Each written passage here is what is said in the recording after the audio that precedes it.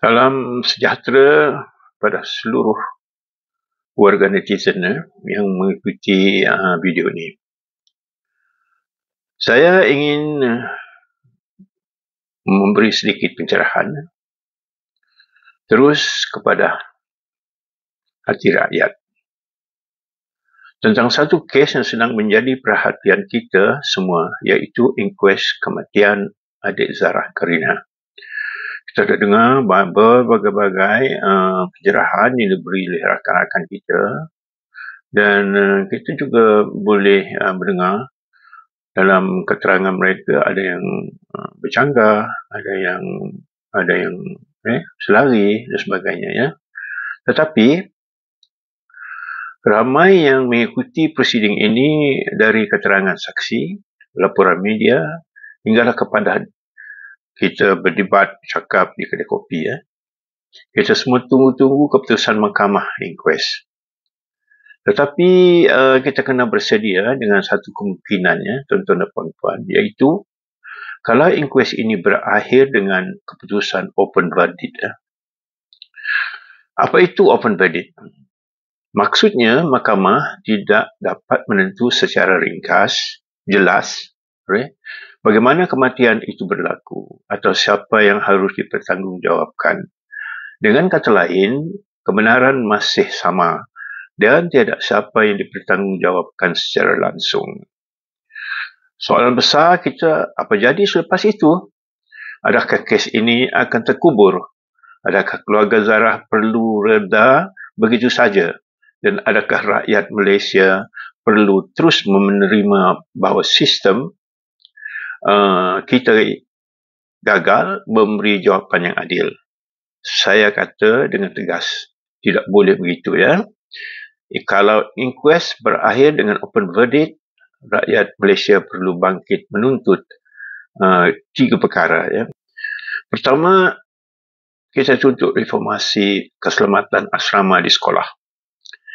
Kes Zarah bukan kes terpencil, ya, tuan-tuan dan puan-puan. Kita pernah dengar kes buli, kes jatuh bangunan, kes ponteng warden, kes pelajar yang trauma sebab keselamatan diabaikan.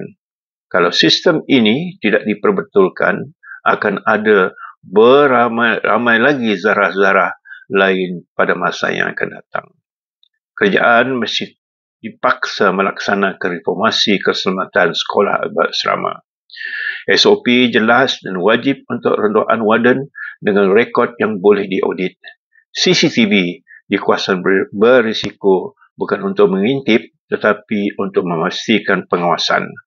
Saluran aduan pelajar yang bebas, selamat dan tidak boleh dimanipulasikan pihak sekolah.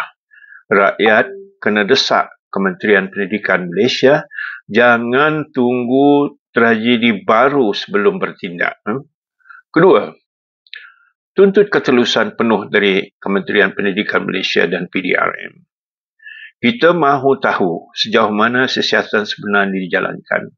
Adakah semua bukti diperiksa? Adakah telefon, CCTV, dokumen benar-benar dianalisis? Adakah pihak sekolah disiasat setakat mana tanggungjawab mereka? Kalau open verdict berlaku, jangan biar ia yang jadi penutup cerita.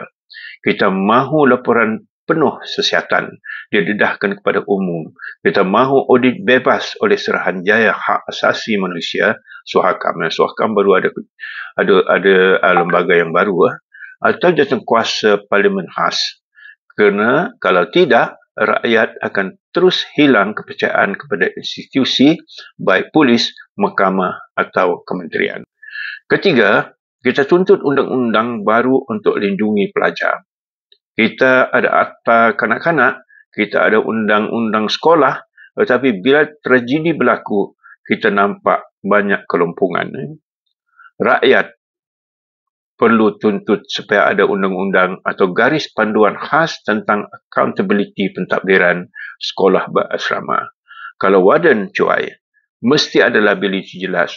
Kalau pihak sekolah gagal sedia SOP keselamatan, mesti ada hukuman yang jelas.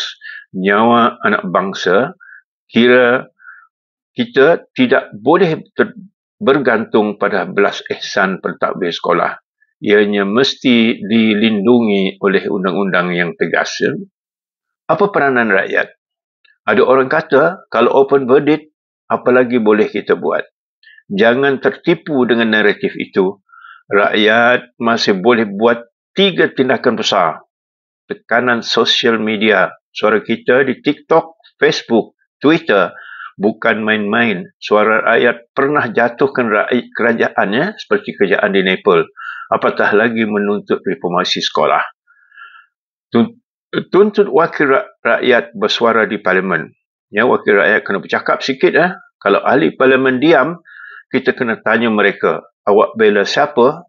Rakyat atau sistem yang gagal? Sokong keluarga Zahra, bukan hanya dengan simpati, tetapi dengan mengangkat suara mereka supaya tidak tenggelam. Saudara-saudari sekalian, kalau inkuest ini berakhir dengan open verdict, jangan kita diam.